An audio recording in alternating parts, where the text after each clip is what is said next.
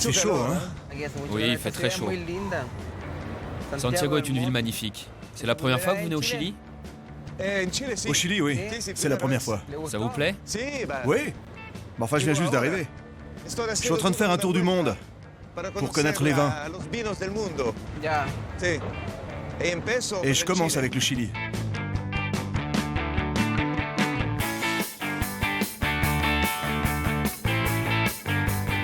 Ben voilà, après 14 heures de vol, me voilà à Santiago, au Chili, qui est un pays qui est tout de même le deuxième exportateur de vin d'Amérique latine, et ça fait 400 ans qu'on lui fait du vin ici, donc c'est pas, franchement parler, une petite destination.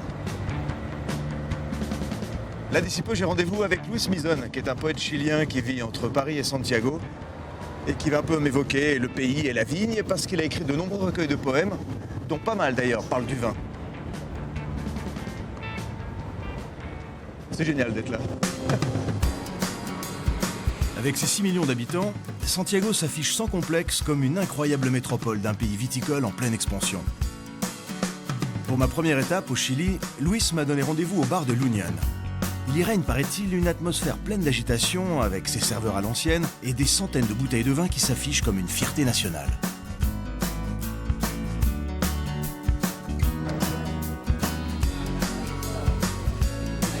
Luis? Oui, François. François. Luis Mizon. Encantado. Enchanté. Assieds-toi. On va parler français, hein? Si. D'accord. J'arrive à peine de l'aéroport. Écoute, ça fait plaisir de te rencontrer. Je rencontre le vrai Luis. C'est sympathique cet endroit, écoute. C'est un endroit que je connais depuis pas mal de temps, finalement. Ouais. Chaque fois que je passe par Santiago, je viens ici. C'est un endroit où il y a une tradition. Oui, je vois, ça se sent. Et même une tradition de poésie. Tu vois. On peut dire que tous les poètes, que toute la poésie a un rapport aussi avec le vin. Moi, il y avait un poème que j'avais lu dans un de tes recueils, où tu parles de vin. Ça t'embêterait de me le lire en espagnol? Je voudrais l'entendre. C'est Le songe du figuier en flammes. Ah ouais. Cuando la muerte viene a visitarme, tomamos vino blanco con mosquitos y aguardiente. Ya pasó la muerte, ya se fue. Lavo cuidadosamente el vaso. La muerte bebe y se va. Deja olor a fuego, sabor a brasa. Ya pasó. He lavado la mesa y el asiento. Quelle belle musique. ¿Te gusta? Oui, c'est très beau. Écoute, les vins ici au Chili, on appelle ça, tu vois, des pays du vin. Quand les gens boivent du vin, ça fait partie de notre tradition. Tu vois? Ici, c'est l'idéal, parce que t'as les montagnes, t'as la mer, non? Il y a tous les climats. Pour le vin, quoi. Le Chili, il y a tous les climats. Il y a des vallées formidables, ces vallées internes dans la cordillère. Et on peut aller, d'ailleurs, le Chili permet de déjeuner à la cordillère et dîner à la mer. Il est tellement étroit. Et en même temps, il y a là des terres très ensoleillées où les produits donc deviennent très forts, deviennent très alcoolisés. Les piscos, des eaux-de-vie, des vins, des spiritueux forts. Très sympathique cet endroit, vraiment. Hein. Luis, moi je viens à peine d'arriver à Santiago, j'ai très envie de me promener un peu dans les rues. Ça te dit de faire un petit tour avec moi? Très bien. Hein? Allez, On y va. je vais surtout pas oublier ton recueil.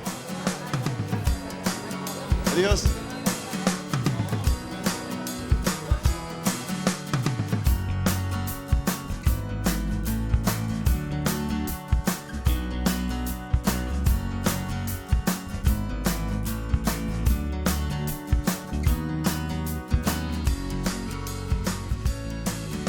Dis-moi, Luis, les jeunes ici boivent beaucoup de vin ou comment? C'est une boisson qui est populaire parmi la jeunesse? Ben, je pense, franchement, que ça a changé. Quand moi j'étais jeune, par exemple, on buvait des vins. Tu vois, on buvait des clairies dans les fêtes, il y avait des vins blancs avec des fruits. Aussi qu'on appelle ici Bourgogne, tu sais, qui c'est des vins rouges avec des morceaux de fruits.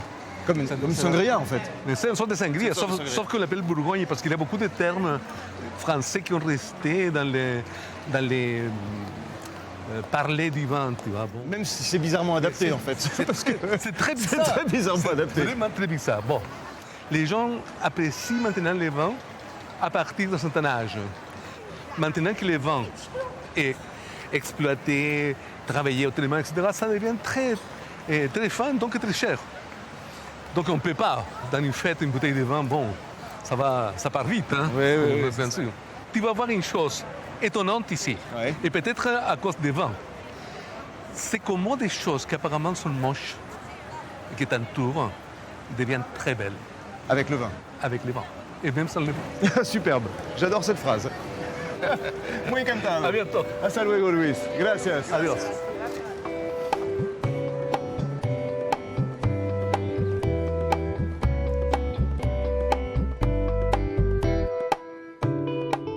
En me baladant dans les rues de Santiago, j'ai encore en tête la sagesse des paroles de Luis qui poussent à la découverte et aux surprises.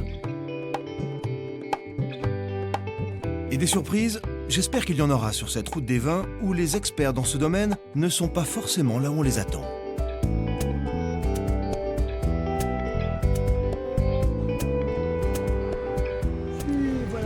Hé, viens t'asseoir. Dis-moi, tu aimes le vin chilien? Beaucoup. Ah, il te plaît vraiment beaucoup. Et pourquoi? Ce qui me plaît le plus dans le vin chilien, c'est le vin. D'accord, mais lequel? Le vin rouge, le vin blanc? Tous les vins chiliens. Le Cabernet Sauvignon.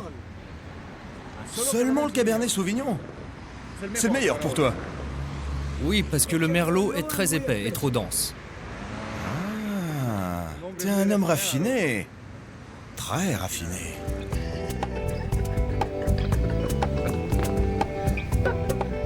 Cette rencontre insolite prouve qu'au Chili, on allie sans problème l'ivresse et l'expertise. Fin de journée sur Santiago. Le soleil s'éclipse discrètement, me laissant rêveur sur le voyage qui m'attend. Dès le lendemain matin, départ pour l'une des 11 vallées viticoles du Chili. À peine à 2 heures de route de Santiago se trouve la fameuse vallée de Casablanca. Tout semble proche, car même si le pays est le plus long du monde, s'étalant sur 4500 km du nord au sud, il est aussi l'un des plus étroits, avec seulement 180 km entre la côte pacifique et le sommet des Andes. Les terres de la vallée de Casablanca se trouvent ainsi seulement à une quarantaine de kilomètres de l'océan Pacifique et produisent un des meilleurs vins blancs du Chili. À Santiago, on m'avait dit va voir la vallée de Casablanca, tu seras pas déçu. C'est beau, je dois dire que là, le mot est faible. C'est absolument hallucinant, quoi. C'est magnifique cet endroit. Surtout que cette bodega, ce qui est assez étonnant, c'est que c'est une espèce de carrefour de cépages. Parce qu'il y a du Shiraz, il y a du Chardonnay, il y a du Pinot Noir, il y a du Riesling, il y a du Gewürztraminer.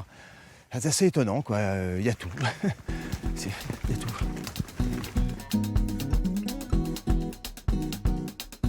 Mira, Bonjour, François Montaigu, j'ai rendez-vous avec Jocelyne. Sí, claro. Ah, muy bien. Gracias. De nada.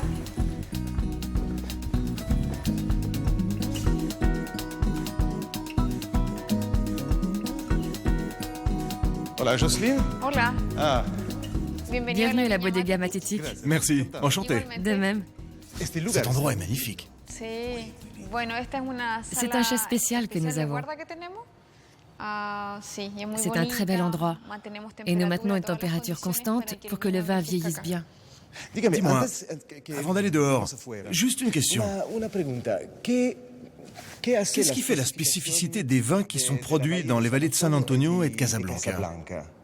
Bueno, estos Bon, valles ce sont des terrains viticoles relativement jeunes. se descubrieron Ils ont commencé à être exploités il y a hace peu un de temps. tiempo atrás. Estos valles, La caractéristique en realidad, essentielle la est caractéristique que nous sommes especial très que près de la tiene, côte estamos muy Pacifique. cerca de la costa. Todo esto C'est es une zone de una climat froid.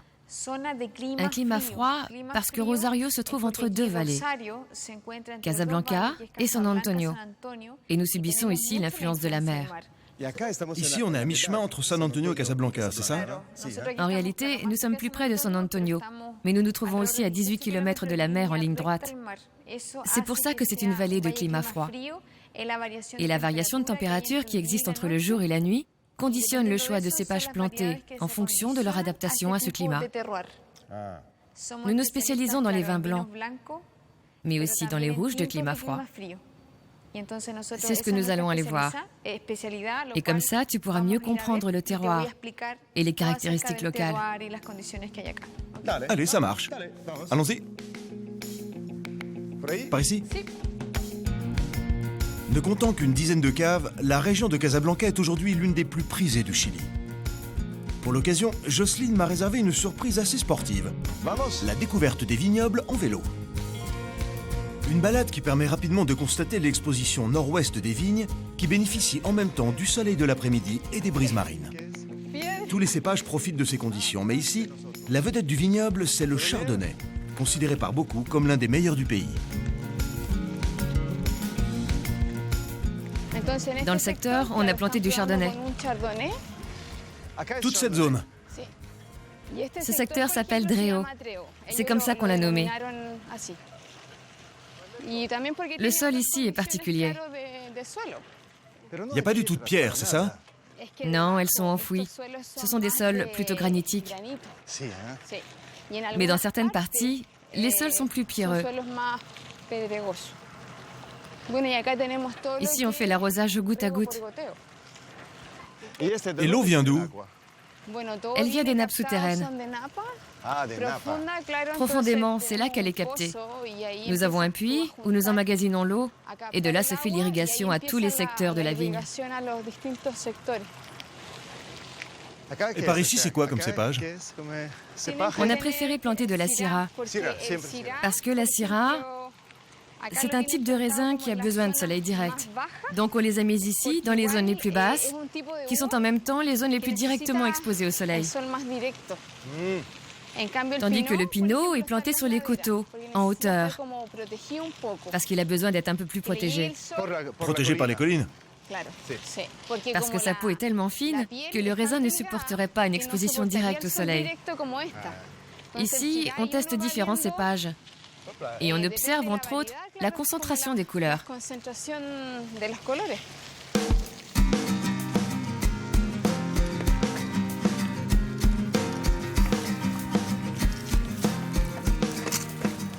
Il est en train de faire quoi, là?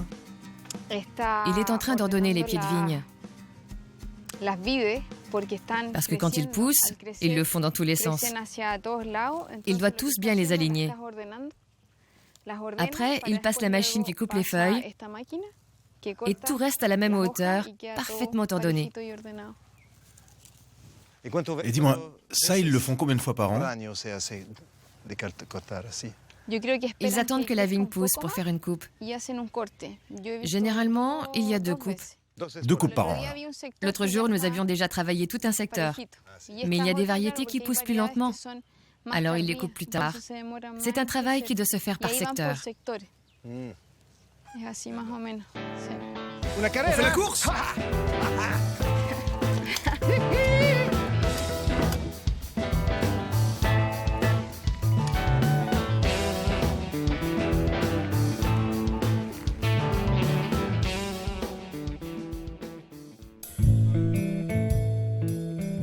Les paysages de la vallée de Casablanca sont fascinants. À la fois arides et verdoyants, comme des oasis de verdure surgissant de nulle part. À peine arrivé, et déjà des images fortes. Cette route des vins s'annonce un temps sans découverte. Me trouvant à quelques kilomètres du Pacifique, je quitte la route des vins pour faire escale dans une ville au nom qui chante comme un hymne à l'évasion, Valparaíso, la vallée du paradis. Ici, aucune bodega, aucun pied de vigne. L'intérêt principal, c'est la ville. L'une des plus poétiques au monde, aujourd'hui classée au patrimoine mondial de l'UNESCO.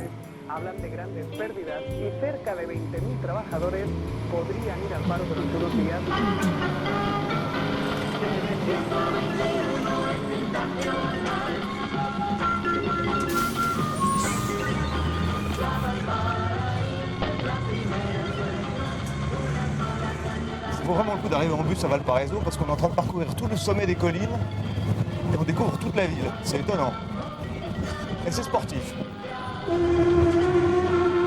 La prod. Bon, et ben ça y est. On s'en est sorti vivant. Ça continue. Perché en amphithéâtre au-dessus de la baie, un monde de petits quartiers où riches et pauvres se côtoient. Très vite, les rues finissent par rebondir de colline en colline, avec comme point de mire l'océan.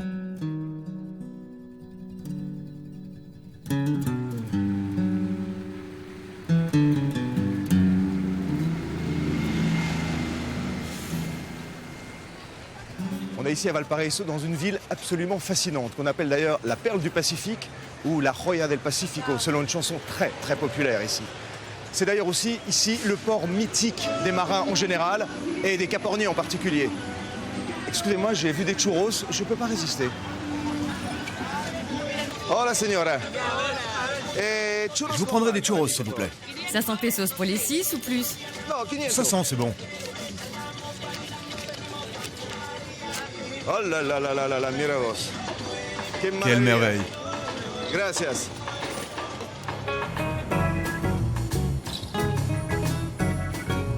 Prendre le temps dans ces petites rues autour du port reste le meilleur moyen pour ressentir un passé et un présent tournés vers la mer. Dans une atmosphère calme et apaisante, on lit, on vend, on fait du vélo, on discute, on vit quoi. Bercé par l'ivresse de cette ambiance portuaire, je décide de faire un tour dans les petits ports de pêche qui s'étendent le long de la baie. J'en oublierais presque que je suis là pour découvrir les vignobles du pays. Flâner à la criée devient une excellente occasion de rencontrer les vrais porteños et ainsi de toucher au plus près l'âme de cette ville. Vous venez ici chaque matin? Vous venez chaque matin pour acheter du poisson? Je viens ici, oui. Tous les matins? Non, pas tous les jours. Ah, pas tous les jours. Une fois par semaine. Moi, c'est la première fois. Celui-ci, regardez, une vraie beauté, non? C'est quoi comme poisson? Du merlan. Ah, du merlan. Mais il y en a des plus petits, non? C'est le top du Chili. Le merlan, le top du Chili.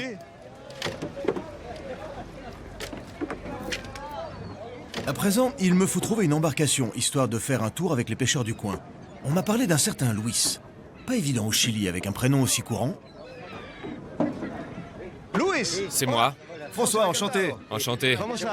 Avec qui je pourrais faire un tour en mer? Oscar va vous emmener. Maintenant? Oui, maintenant. C'est parti.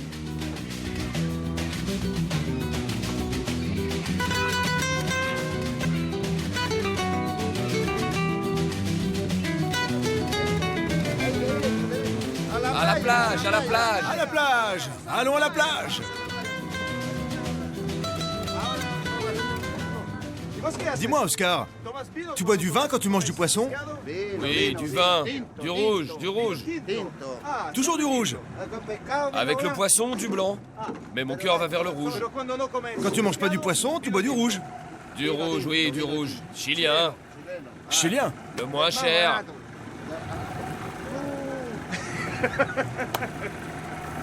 Il gratte la gorge, il arrache. Après, je reste à discuter avec les poteaux de réverbère. Je reste enlacé aux poteaux et je leur parle. Ouais, mon pote.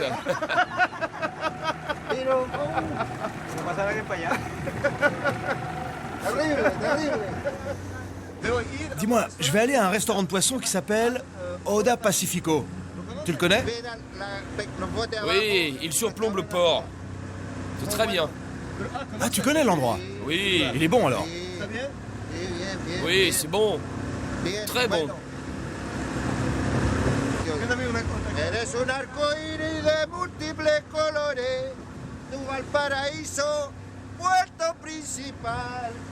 Tus mujeres son blancas margaritas, todas ellas arrancadas de tu mar. Al mirarte de playa ancha, lindo puerto, ahí se ven las naves al salir y al entrar. Yo el marino te Promis, ce jour-là, Oscar n'avait pas bu une seule goutte d'alcool. Quel personnage! Ce n'est sûrement pas le plus grand spécialiste du vin au Chili, mais sa joie et ses chants m'auront vraiment touché lors de cette escapade marine. Eres un arcoíris de múltiples colores, tu Valparaíso, puerto principal. Allez, au Pacifique! Vive le vin, que vive le vin, même si nous en mourrons. Merci, messieurs. Al mirarte de todito el corazón, torpedera de mi ensueño, Valparaíso de mi amor.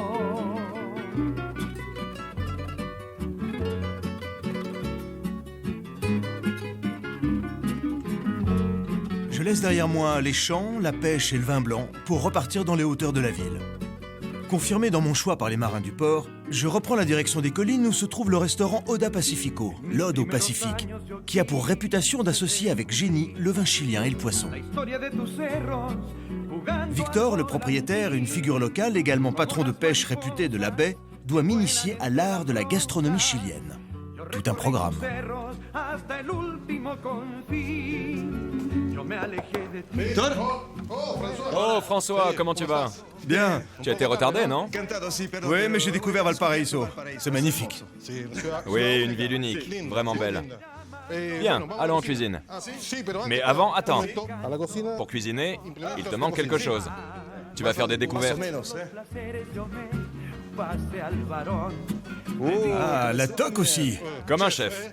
Regarde, Allez, on y va. on y va. C'est parti.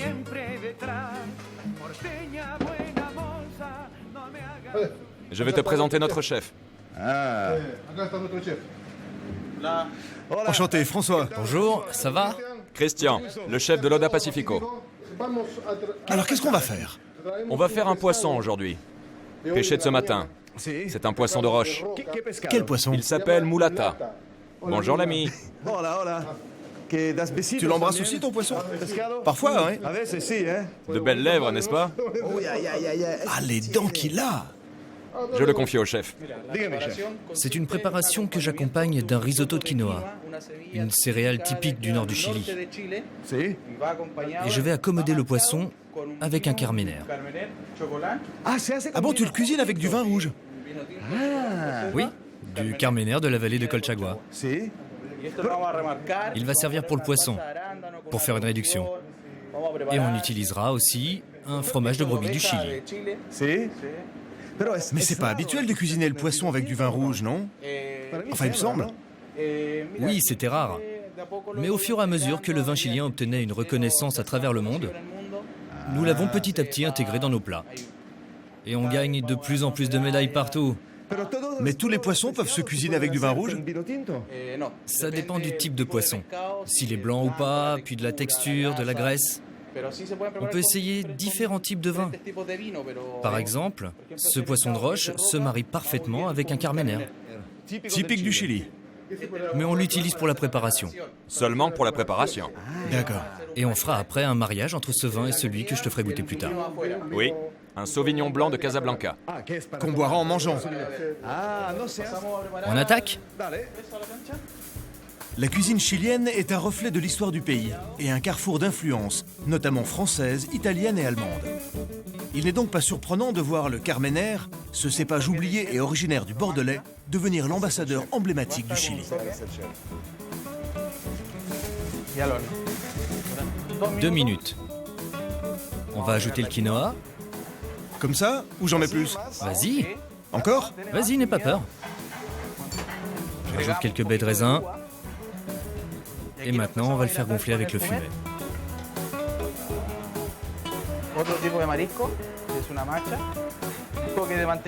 Du beurre, du fromage de brebis,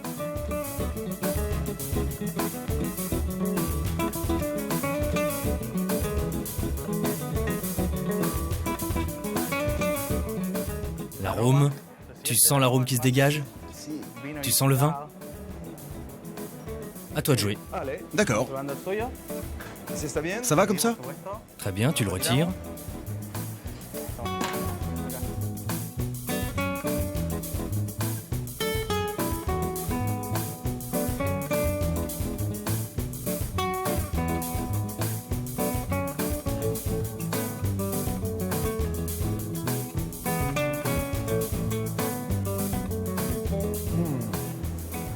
J'ai la mer et les vignes dans la bouche.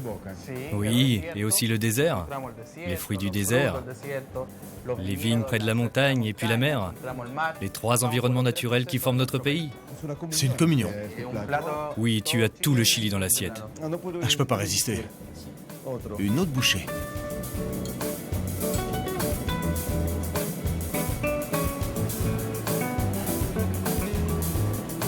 Bravo. Bravo. Après cette pause gourmande, direction le sud et la vallée de Cachapoal.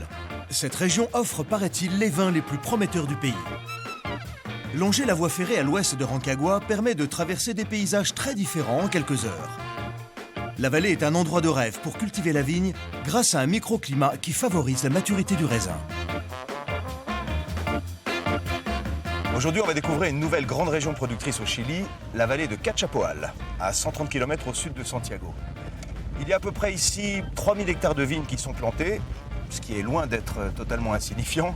Et dans la bodega que je visite aujourd'hui, la Viña Anaquena, il y en a à peu près 165. C'est un océan de vignes.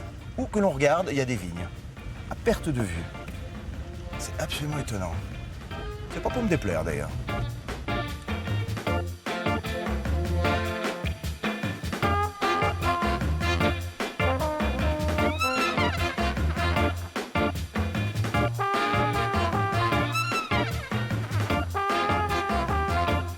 On dit de cette vallée qu'elle est la vallée du Merlot.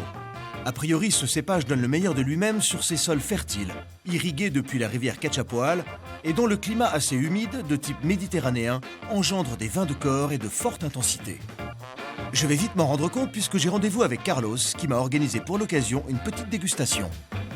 Hola, Carlos? François? ¿Cómo estás? Bien. Comment ça va, tu t'es perdu? Non, mais ça aurait pu arriver, hein. C'est très grand ici. C'est un plaisir de t'avoir ici à la bodega Anaquena. Merci. Tout est prêt. Si tu veux, on peut faire maintenant une petite dégustation. Avec plaisir. C'est par ici. Voilà. Bienvenue. Gracias, Carlos. Comme tu peux le constater, il fait plus frais que dehors. Ah, t'as préparé tout ça pour moi? Sympa.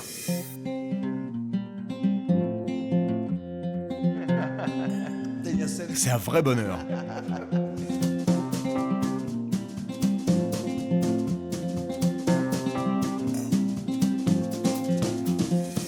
Et dis-moi, combien de cépages vous avez ici? Dans ce domaine, nous avons planté 9 cépages, les mêmes avec lesquels on a commencé en 1998. Pas mal. Exactement. On a du Cabernet Sauvignon, le cépage le plus planté dans cette zone, et aussi du Merlot, du Viognier, du Carmenère, du Chardonnay, du Sauvignon blanc, du Malbec, de la Syrah et du Malbec. Non, t'as oublié le Riesling. Bien sûr, du Riesling. Mais c'est incroyable. Vous avez une quantité impressionnante de vignes ici. C'est énorme. Exact. D'autant plus que la bodega est jeune. Comment elle est née? C'est un projet de 2 amis d'enfance. L'un d'eux est Felipe Ibáñez, un entrepreneur reconnu au niveau national. Et l'autre, c'est Jorge Gutiérrez. Il est très connu aussi dans le secteur viticole au Chili. Ils ont toujours voulu avoir un projet commun. Et ont commencé avec ce domaine. C'est une histoire d'amitié en fait. Exact, tu as tout à fait raison. Et cette histoire d'amitié a abouti au vin fin que nous produisons actuellement.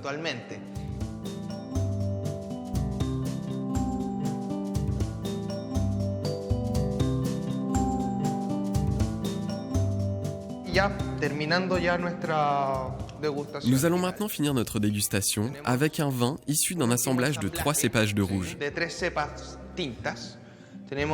Nous avons ici du Cabernet Sauvignon, le plus répandu, et l'orgueil national, le Carmenère. C'est un trésor national, non, ce cépage? Exactement. Comment tu le dis?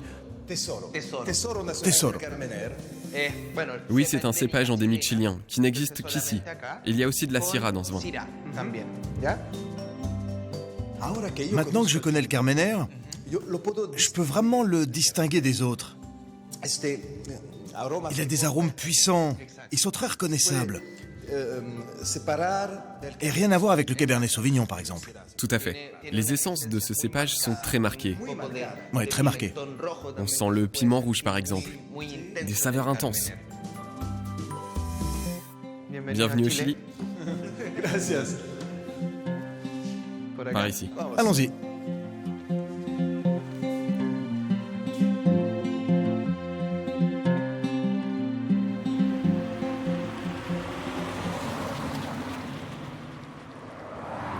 Plus au sud, c'est une autre vallée qui m'attend, celle de Colchagua.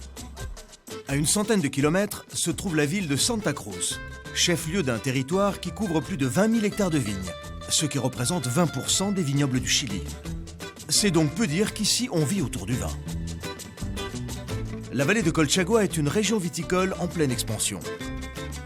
Sa situation géographique s'étend des Andes à la barrière montagneuse de la côte pacifique, ce qui lui confère un climat méditerranéen propice au développement de la vigne. Une bodega est l'exemple parfait de l'essor viticole de la vallée, la Viña Santa Cruz. Après plusieurs prises de contact, j'ai obtenu un rendez-vous avec Andrés, le responsable du vignoble.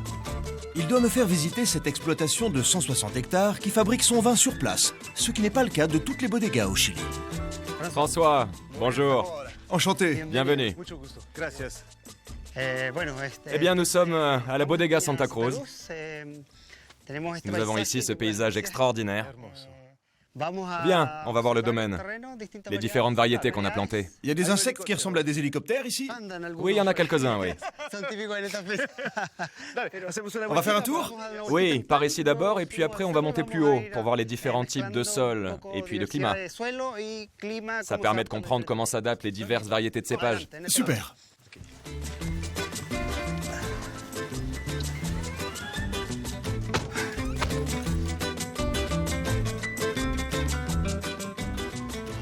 Comment vous appelez en espagnol ce type de vignoble? En terrasse. Ah, d'accord. Oui, ce sont des terrasses. Des terrasses doubles. À 2 rangs. Et pourquoi double? On profite mieux du terrain. On accroît la densité des vignes. On obtient ainsi un meilleur rendement en produisant plus de kilos de raisins par hectare.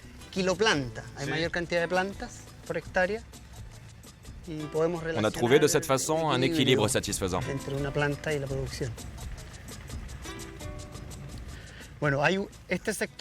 Ce secteur que nous allons visiter maintenant s'appelle le secteur Huayco, ce qui signifie en langue machupé, la langue des Indiens locaux, avalanche, c'est-à-dire déplacement de terrain. Ce secteur que tu peux voir au fond est un grand terrain appelé El Estero Lolol, un ancien marécage. On l'appelle comme ça parce qu'à l'origine, il y a des millions d'années, c'était un terrain où se sont déposés de multiples sédiments. C'est un grand canyon qui descend vers la côte, tu vois? C'est la vallée de Lolol qui fait partie de la vallée de Colchagua, c'est ça? Exactement. Nous avons ici du Carmener. C'est une variété qui s'exprime avec force. Il faut la planter dans des sols moins pauvres pour pouvoir ainsi contrôler cette caractéristique du Carmener, qui est un cépage vigoureux. C'est sûr que c'est pas du Merlot. Sûr. Parce qu'il y a une ambiguïté là-dessus, non? Oui, mais depuis 1994, on a commencé à analyser et à séparer les cépages. Par ailleurs, ce que nous plantons aujourd'hui est une sélection de Carmener que nous avons choisi. Donc il n'y a aucun doute? Aucun.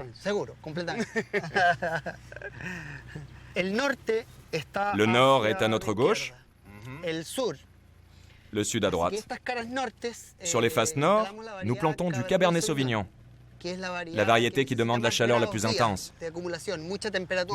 Plus que le Carmener? Sans doute.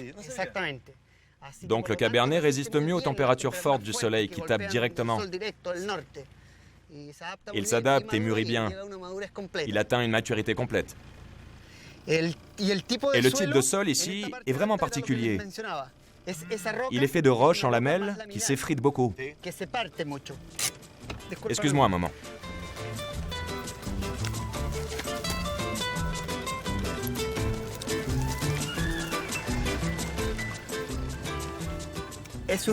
Tu vois, cette roche se casse en lamelles et elle garde l'humidité entre les couches. Donc nous cherchons à irriguer en profondeur pour que l'eau pénètre entre les couches. Les racines de la vigne passent entre ces espaces et vont chercher l'eau en profondeur. Ça donne des notes spéciales au vin, plus minéral. Et le climat apporte les notes florales, plus expressives.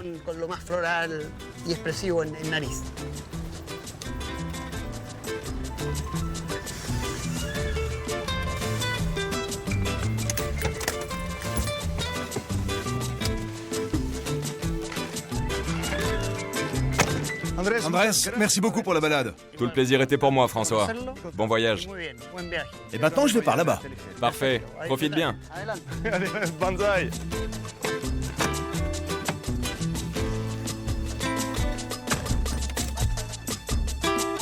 Maintenant, je vais prendre un petit peu de hauteur sur les lignes. C'est assez étonnant, j'en dis pas plus.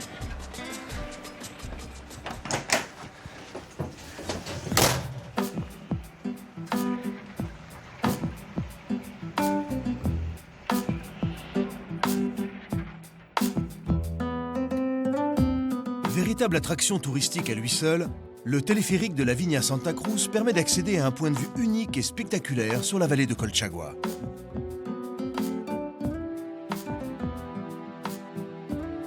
Une visite qui, comme bien souvent au Chili, se termine face à un paysage grandiose.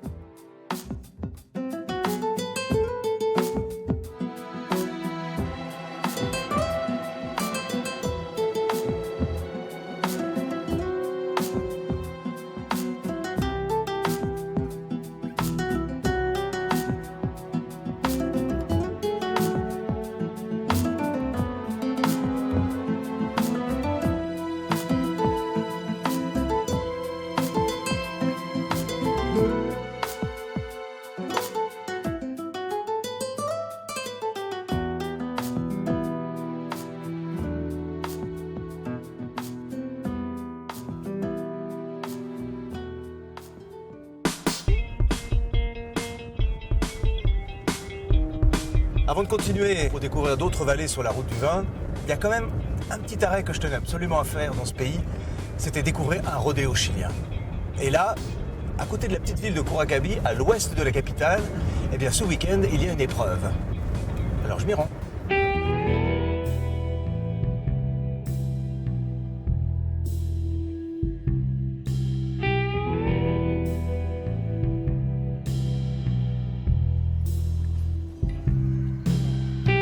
Premier contact avec ces cow-boys chiliens se fait dans le paddock. C'est un peu les coulisses avant l'entrée en scène. Reconnaissables à leur chapeau, les Huasos, sortes de cow-boys chiliens, perpétuent une tradition qui remonte à plus de 400 ans. Mon petit-fils va vous accompagner. Ah, dale. Très bien. Bonne journée. Plus qu'un sport, c'est un rendez-vous familial où toutes les générations se retrouvent pour partager cet amour du cheval. Dis-moi, tu montes à cheval, non? Si, también. Ah ouais, toi aussi. Et aujourd'hui? Non, je monte chez moi. Et quelle est la fréquence de ce type de rodéo? Il y en a un chaque week-end? Tous les week-ends au Chili, il y a au moins un rodéo. Dans tout le pays? Oui, il y en a toujours au moins un. Toujours un. Muchas gracias, Juan. Chao, François. Buen día. Buen día. Adiós. Adiós.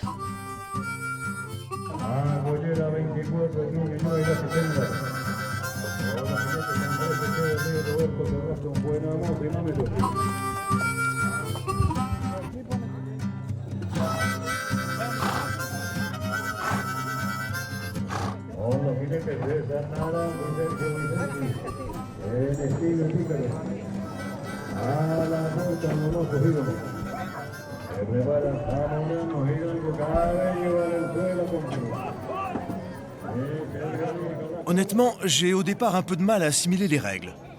Et puis très vite, on comprend que ce sport est avant toute chose une démonstration sur la conduite du bétail.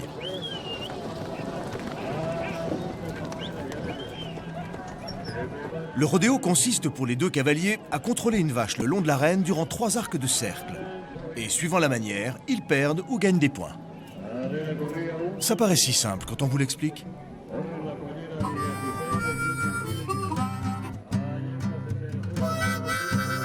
Et très vite, je me laisse prendre au jeu.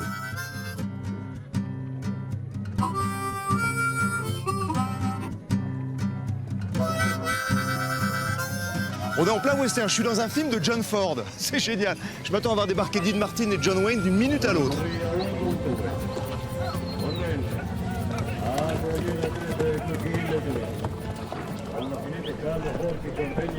Là, c'est absolument génial. J'ai été invité, en fait, par des cow-boys chiliens, c'est-à-dire des wassos, à venir partager leur asado. Suis-moi, viens. Hola. Oh, ça sent bon. C'est de la bonne viande. On sent l'odeur de partout. Ah, c'est une merveille. Allez-y, ça se coupe tout seul. Je peux? Oui, bien sûr, vas-y. Tu verras comme elle est tendre.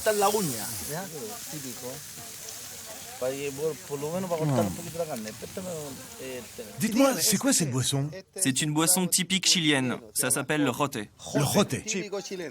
Ah, typique. Quand tu ne veux pas boire quelque chose de fort, pour adoucir le vin, tu mets du cola. Essaye. C'est la première fois, je dois dire.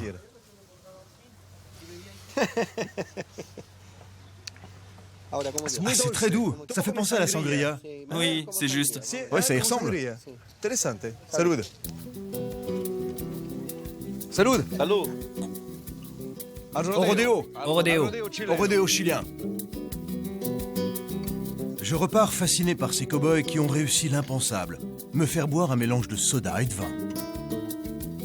En direction de la capitale Santiago, ma route des vins traverse la vallée reine, la vallée de Maipo, berceau de nombreux grands vins chiliens. Elle est sans aucun doute la vallée la plus emblématique du pays. C'est d'ailleurs ici que les conquistadors fondèrent les premières vignes durant l'époque coloniale. Symbole de cette tradition, la Viña Santa Rita, l'une des plus vieilles propriétés viticoles du Chili.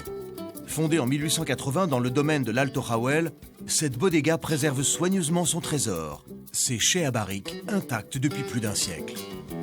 C'est Roberto Rivas, le maître des lieux, qui m'ouvre les portes de ce temple. Regarde ce que nous avons ici. Ce chai a été fait avec l'expertise française, entièrement dessiné par des architectes français,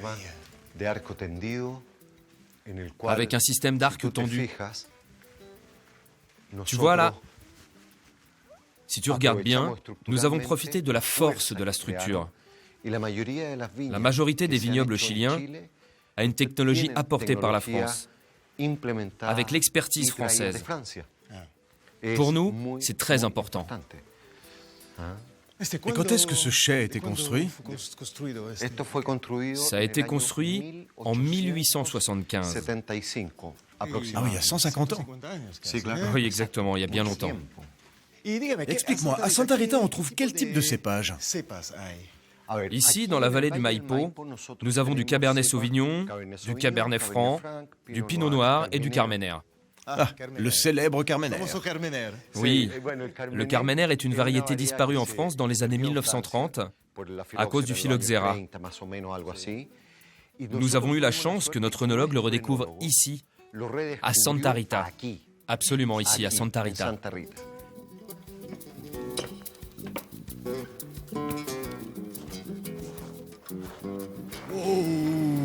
C'est vraiment unique, non? Quelle merveille!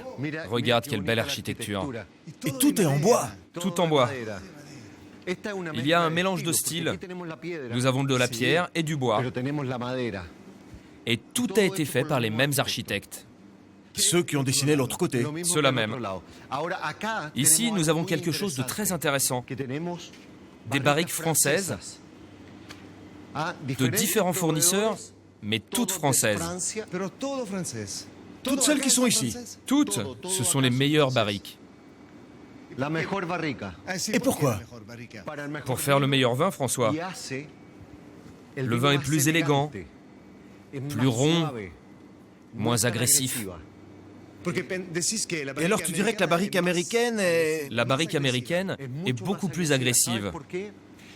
Parce qu'aux États-Unis, quand ils découpent les arbres, ils ne les sèchent pas comme en France. Ils fabriquent directement les barriques avec le bois encore vert. C'est à cause de ça qu'elles sont moins douces. En France, ils coupent les arbres et les laissent sécher. Combien de temps? À peu près 1 an. Une fois le bois séché, ils font un feu, et c'est autour de celui-ci qu'ils donnent leur forme finale aux barriques. Elles sont grillées, donc le bois est plus sec, plus doux et beaucoup plus élégant. Et tu vois, ça c'est moins agressif, et ça permet de garder le vin plus longtemps. Ah oui, je comprends. Dis-moi, Roberto, le plus grand vin que tu fais ici, il peut se garder combien de temps? Je pense que le vin chilien peut se garder au maximum entre 10 et 15 ans.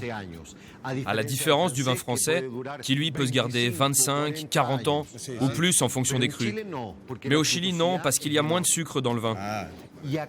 Et dans ces barriques, nous gardons le vin au maximum 18 mois. D'accord. Ok.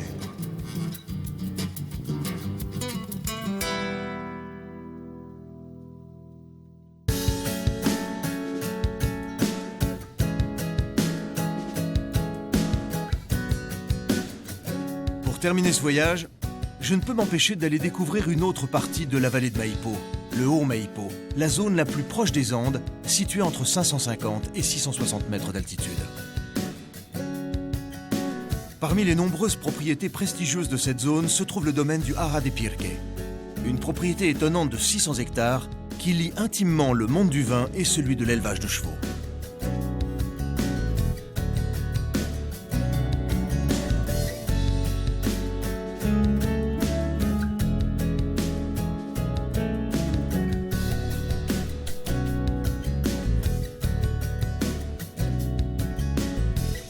Avant d'aller rencontrer Eduardo, qui est le propriétaire de la bodega Hara de Pirque, à 40 km au sud de Santiago, mais dans le nord de la vallée de Maipo, j'ai décidé de m'offrir une petite pause au milieu des pur sang. Il y en a à peu près 250 ici. Et c'est quand même la seule bodega du Chili qui fasse à la fois et du vin et un élevage de chevaux de course, parce que c'est le cas ici. Ils sont tous des pur sang. Et ils sont magnifiques. C'est extraordinaire parce que je pourrais être, je sais pas, dans le Montana, en Californie. C'est émouvant même.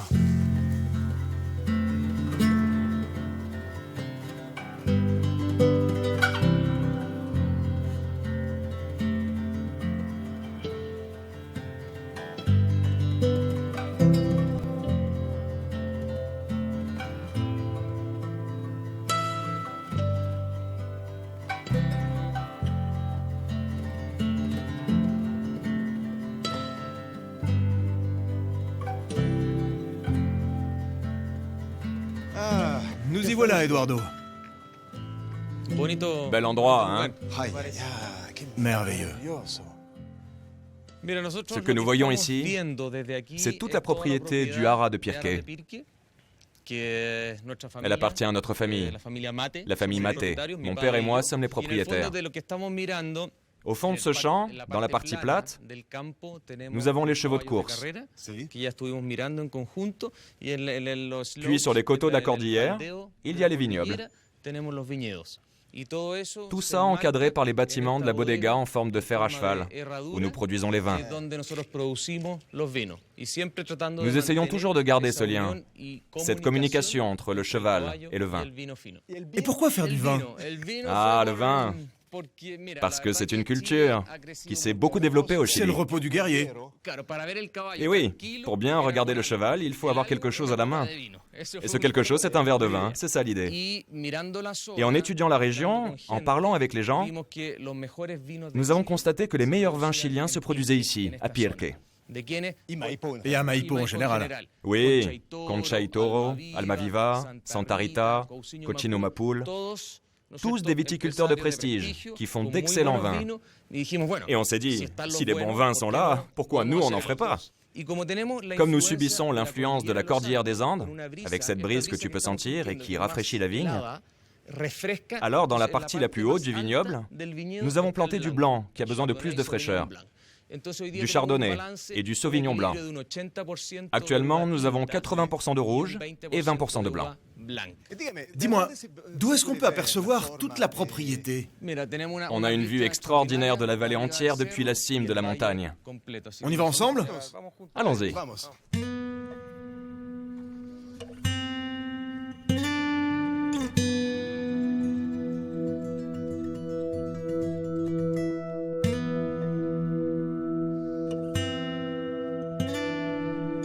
Avant de rejoindre Santiago, je savoure un instant de liberté dans ces champs balayés par le vent de la cordillère.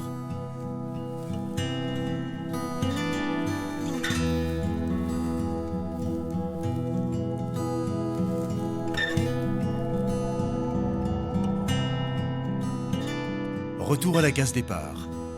J'ai des images plein la tête, des saveurs, des goûts, des arômes de caractère, comme tous ces hommes et femmes qui tout au long de mon voyage m'ont séduit, ému, touché par leur gentillesse et leur amour de la terre. Les routes du vin ne se terminent jamais, et il reste encore bien des vallées à parcourir au Chili. Alors j'en viendrai.